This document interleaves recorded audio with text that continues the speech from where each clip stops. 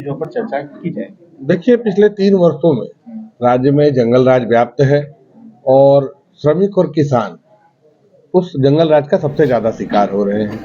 आज झारखंड जनशक्ति मजदूर यूनियन और झारखंड किसान संघ के संयुक्त नेतृत्व में हम लोगों ने आज ये मजदूर पंचायत का आयोजन किया है और आज हम निर्णय लेंगे कि किस तरीके से इस झारखंड में और इस किसान और मजदूर विरोधी सरकार के खिलाफ हम क्या आंदोलन करेंगे, आंदोलन की क्या रूपरेखा होगी और पूरे राज्य के श्रमिक और किसान झारखंड पहुंचेंगे, झारखंड की राजधानी रांची पहुंचेंगे और हम लोग आज तय करेंगे कि मुख्यमंत्री आवास, राजभवन या जो भी लोकतांत्रिक तरीके से आंदोलन का होगा वो हम लोग आज यहाँ इस पंचायत में तय करने वाले हैं। क्योंकि अब देखिए कि सारे जो योजना है उसको बंद कर दिया गया है, किसान बैंक का चक्कर लगा रहे हैं, मजदूरों को कोई बेसिक सुविधा तक नहीं मिल रही है, इनकी सूद लेने वाला कोई नहीं।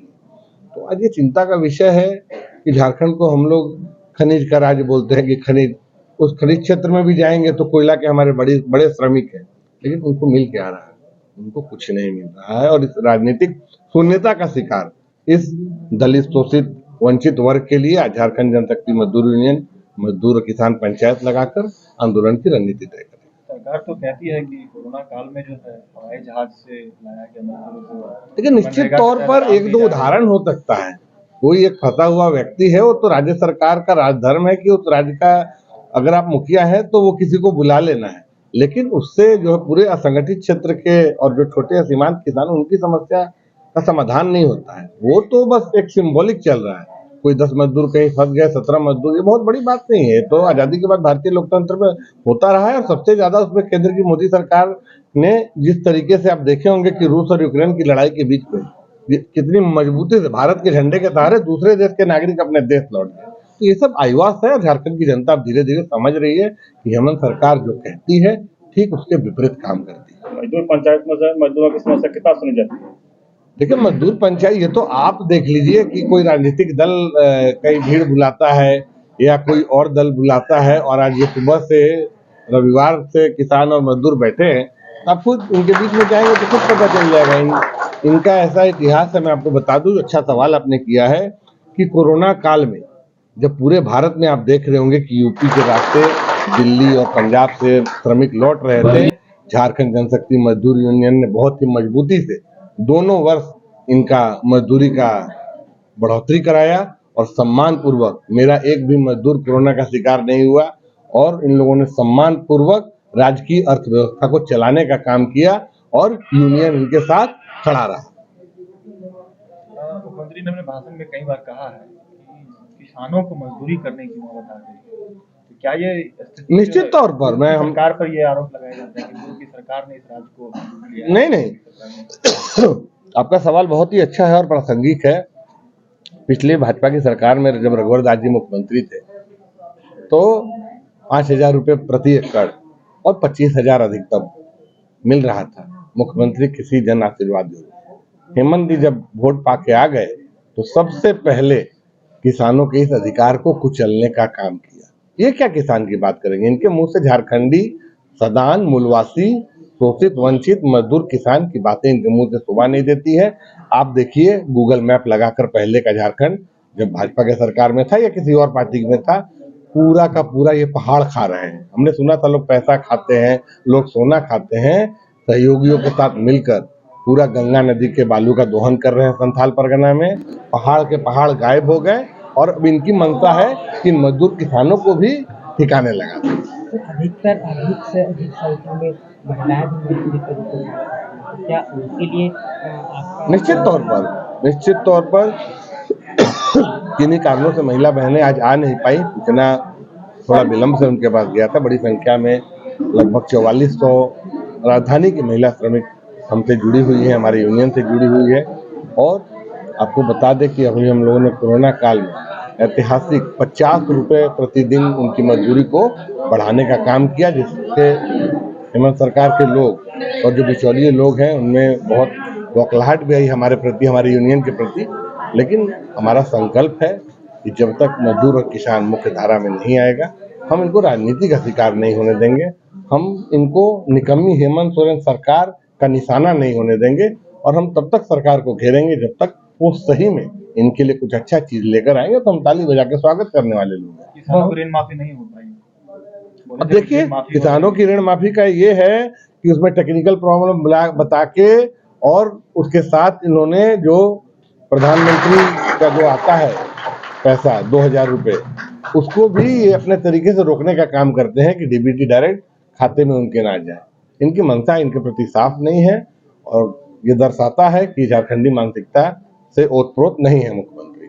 आने वाले दिनों में किस तरीके से आप लोग कार्यक्रम करेंगे? आने वाले दिनों में देखिए, हम लोग तो अभी आपने बताया कि आज पंचायत में हम लोगों का भी राय लेंगे और आंदोलन को जिस स्तर तक लोकतांत्रिक तरीके से ले जाना होगा, चाहे मुख्यमंत्री आवास घेरना हो, विधानसभा ठप करना हो, राजभवन घेरना हो, हम कहीं चूकेंगे नहीं और हम बड़े आंदोलन की रणनीति बनाकर यहाँ से आज उठेंगे।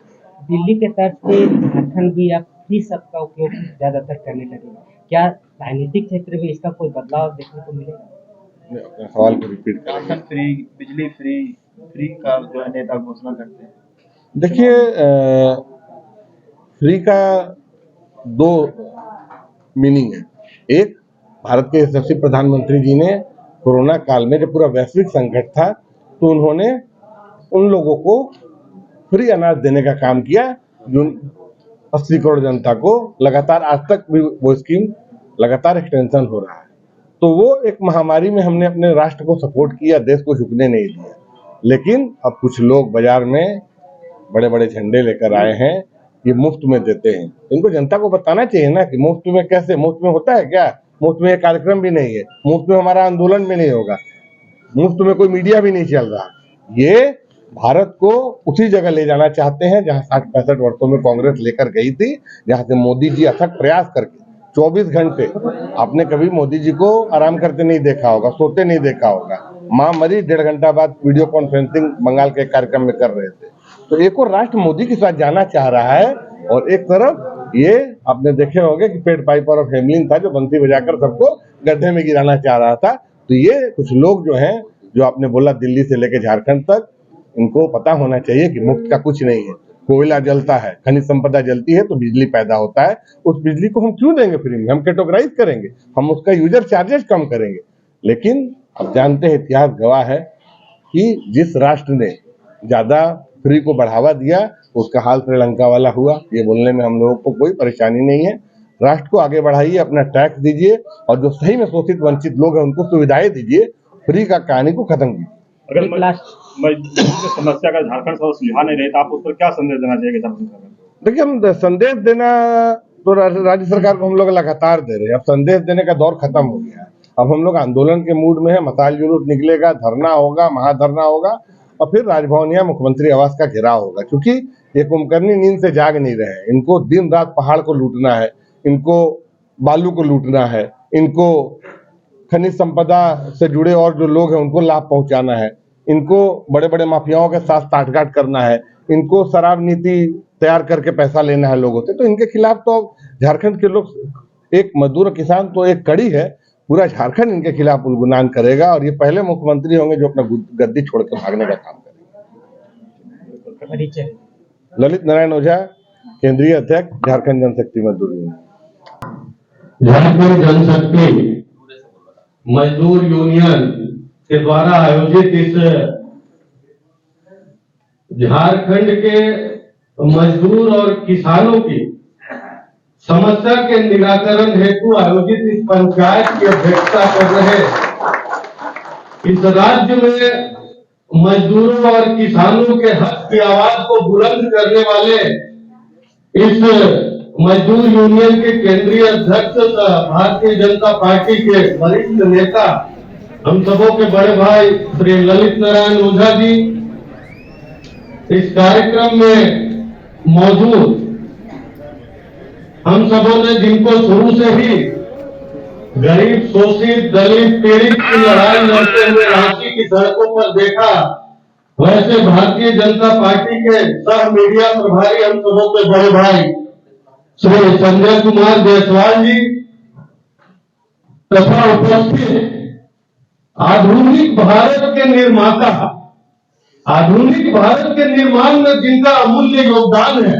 वैसे हमारे सम्मानित मजदूर भाई, सब मीडिया कर्मी, हम सब आज यहाँ उपस्थित हुए हैं आपके हक, आपके सम्मान, आपके अधिकार की लड़ाई में जो बाधाएं आती है उसके निराकरण हेतु। और आगे की बात शुरू करने से पहले मैं किसी महान व्यक्ति ने आपके बारे में कुछ कहा, उन्हीं पंक्तियों से शुरुआत करूंगा कि वर्षों तक अपने दिल पर रखे पत्थर के बोझ को ढोता है, वर्षों तक अपने दिल पर रखे पत्थर के बोझ को ढोता है। पेशा चाहे कोई भी हो, घर से बाहर जाकर कमाने वाला वो मजदूर ही होता है। तो जब हम आपके हक और सम्मान की बात करते हैं, और ये सम्मान मजदूरों की लड़ाई लड़ने की शुरुआत 1889 में हुई थी। आज से करीब 150 साल पहले अमेरिका में ये शुरुआत की गई थी, जब मजदूरों के अधिकार की लड़ाई लड़ने के लिए कोई संगठन बना था। वो हमारे मजदूर भाई हैं, उन्हीं के बदौलत आज भारत इतना आगे बढ़ा है। फिर बात आती है कि सबसे ज्यादा काम करने के बाद जो इंजीनियर वहां कागज पर एक ड्रॉ पैक करता है उसका वेतन लाखों में, लेकिन जो अपने खून और पसीने से इस भवन को बनाने के लिए सीखता है उसका वेतन कहाँ? तो उसमें बढ़ोतरी की मांग को कौन रखेगा? उसके लिए एक नेतृत्व की आवश्यकता होती है जो ऊपर के अधिकारियों तक आपकी बातों को पहुंचा सके कि भाई आज हम इतने घंटे अपने शारीरिक मेहनत के बदौलत भारत को आगे बढ़ाने में लगे हुए हैं, और हमारी स्थिति यह है कि हम सबसे कम वेतन पर भारत को सीख रहे हैं, भारत को आगे बढ़ा रहे हैं।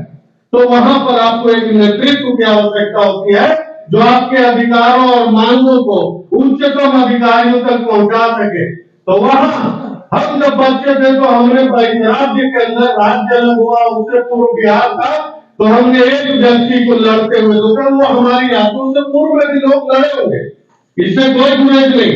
लेकिन स्वर्गीय उदयवीर की बात को, उनके सम्मान की लड़ाई को मुखर आवाज में अधिकारियों तक पहुंचाने का कार्य किया, जिससे आपको आगे बढ़ने में मदद मिली, आपको परिवार को आगे बढ़ाने में मदद मिली। पूरा बधाई देता हूँ और आगे आपका इसी प्रकार संगठन और करता रहे, इसी शुभकामना के साथ बहुत बहुत धन्यवाद।